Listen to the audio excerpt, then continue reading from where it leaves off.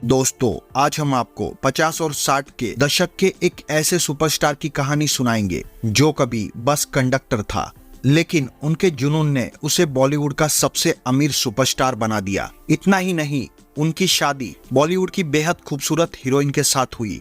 बॉलीवुड के साथ ही साथ राजनीति में भी खूब नाम कमाया। आज वो सुपरस्टार भले ही हमारे बीच नहीं, लेकिन उसके जीवन की हर एक कहानी आज के युवाओं को काफी प्रेरित करती है। यहाँ हम बात कर रहे हैं 50 और 60 के दशक के सुपरस्टार सुनील दत्त की।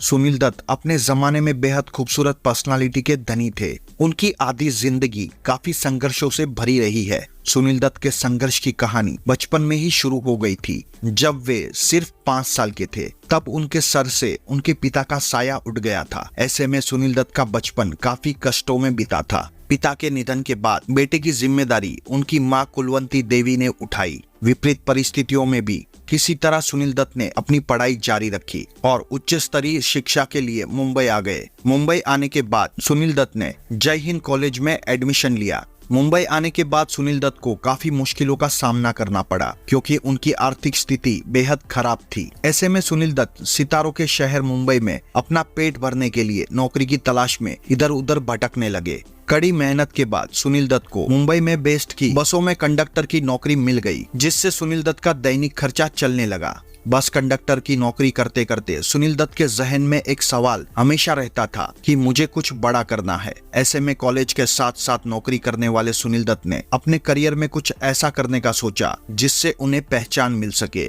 ऐसे में उन्होंने कॉलेज के बाद बतौर रेडियो जॉकी अपने करियर की शुरुआत की। सुनील दत्त उस समय रेडियो सेलोन में हिंदी के सबसे फेमस अनाउंसर के पद पर तैनात थे। हालांकि वो हमेशा से एक एक्टर बनना चाहते थे, लेकिन वो जानते थे कि एक एक्टर बनने के लिए इतना संघर्ष काफी नहीं है। सुनील दत्त ने अपने एक्टिंग के सपने को छोड़ा नहीं और रेडियो जॉकी के साथ साथ वो एक्टिंग के क्लास भी लेते रहते थे।